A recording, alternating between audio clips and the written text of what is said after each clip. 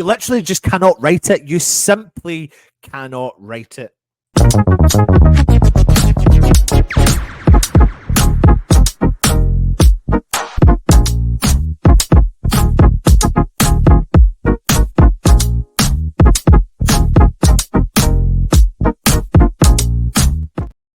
So we are hearing relentless amounts of news coming out of West Ham. 1 minute, Saeed Benrahma is going to be leaving the club, going to the Saudi Pro League. The next minute, he's staying at the club. Then the next minute, Everton or another Premier League club are paying a key interest in the player, trying to do a deal.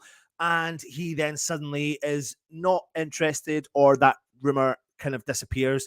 We've always heard the rumours about him potentially heading to France, with Lyon and Marseille paying attention. This morning, we're hearing that Lyon have been in conversations with West Ham about a £15 million bid to take the player on a permanent from West Ham to Ligue 1 in France.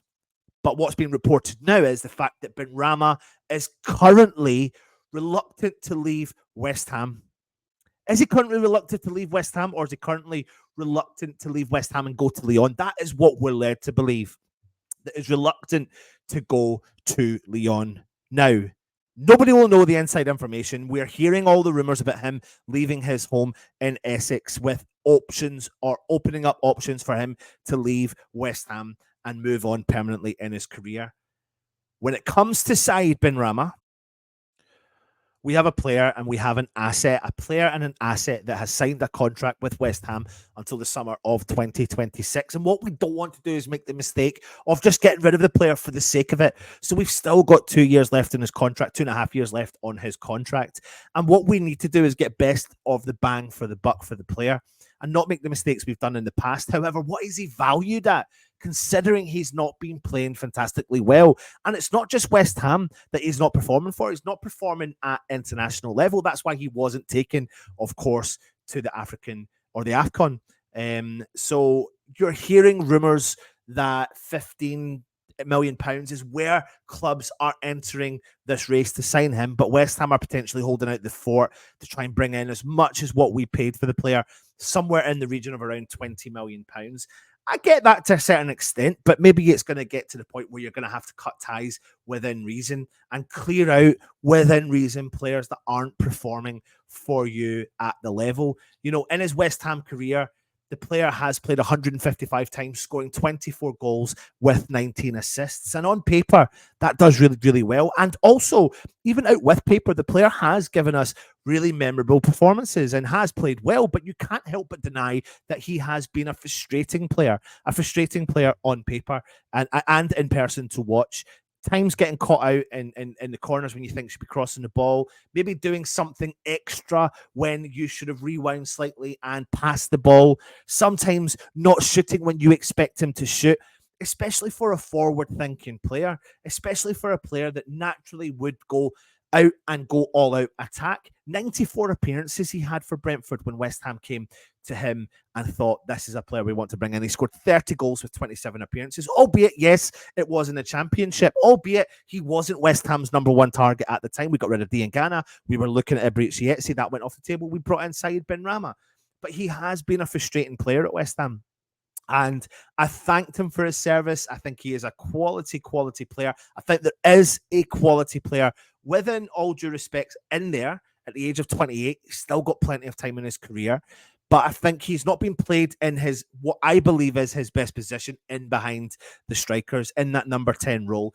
I think you can afford a type of Benrahma player playing in that role rather than playing out on the wing. I feel like on the wing, he sometimes gets wasted. He has to track back, which he doesn't always do. He gets caught in the corners, and he's not strong. He's never been strong. He's always been nudged off the ball easy enough. And he's been one of the players at West Ham that I've wanted to do so well for so long, but have been so frustrated at for so long. I won't dissect him and destroy him or his personality, because he has given me memorable moments. Of course, scoring that goal in that final against Fiorentina, just to pick out one of those moments. But there is a time and a place when you do need to move a player on, and you need to freshen up that position and freshen up that squad. I did a video earlier on today about saying a bit of potential replacement for him in terms of Jota, and it's not for me. And I even to bring that one up again, you know, the Jota thing for me is, I feel like is a carbon copy of the Benrahma situation. He's got the creativity, but there was games and times when he played for Celtic in the Scottish League that Jota did go missing in those games, apart from those really exciting moments that he would score a goal or assist a goal. And it always reminds me of the game that Said Benrahma played against Aston Villa a few seasons ago, where he was substituted in the second half, but he set up 2 goals. He got 2 assists in the game. And even David Moyes at the press conference after it said, you know, I was really disappointed in the performances of some of our players, in particular Said Benrahma. We as fans were pissed off that Moyes was pinpointing a specific player, but we as fans also saw that performance and thought, on paper, if you were looking at it, he got you 2 assists. We drew the game. But what the frustration was for us was what else he could have done that could have drove West Ham on. I sometimes feel like he puts the stop on. He puts the emergency stop button. And that's what frustrates me. I think he holds back our attacking outset, our attacking output. And when we've got the creativity of Paquetá, Kudus, and Bowen, then when you add a Benrahma in there, I think that he starts to dwindle in that level of what we're trying to achieve up front, because we have absolutely jumped from there to there in terms of our attacking ability, and we need to flourish in that moment as well. When it comes to Benrahma, he's 28. He'll be 29 in August. He's got 2.5 years left in his contract.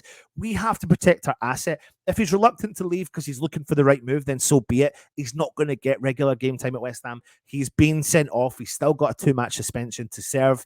And I think it makes business sense for West Ham to look at getting rid of Benrahma. Clubs will know that West Ham may have an element of desperation to move the player on. What I don't want us to do is get our pants pulled down and get taken advantage of, because that does happen, especially in the January transfer window, and it's such a dangerous place to be in and negotiating, especially at the end of the window with only a couple of days to go. I really hope West Ham have done their due diligence and are really looking into a replacement. If we are to send this player out, a loan deal, I can imagine being off the table. Freeing up some of his wages would be necessary and key, but bringing in some much needed transfer kitty funds with a good, reasonable size asset we've got in the team would make total and utter sense. And if he's not going to get regular game time, but then we're hearing about loads of players heading out the door, but not a huge amount of players coming in, is where my concern is at.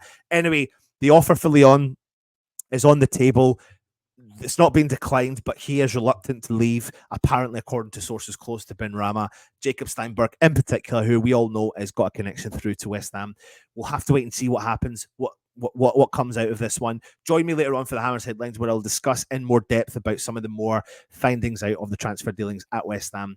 But Lyon, offer on the table. Let's see what happens. We've got a point of negotiation. Let's get that up and rolling. We've got points of negotiation with Marseille as well. If it comes to the Premier League club, West Ham will be looking for the Premier League insurance policy, i.e. let's inflate some of the prices and generate some more money. And I could see him going potentially back to Brentford. Brentford, the deal for them to bring in a player fell through the other day, and they've have shown their hand slightly by saying, well, we've got this money and we're looking for an attacking outlet. And to be honest with you, with an Ivan Toney in the middle of the box, you put that ball into the box and let him do the rest of the job. Benrahma could be the match, the returning god for them, a returning player. It could be written in the stars. Keep an eye out for that one as well. There's no official links there with Brentford, but there always will be with a player potentially returning to the club that you could say made him in England. Absolutely. But again, thank you for your service. If you do go, we'll bring that to you as soon as we hear about it. Take it easy, everyone, and come on, you Irons.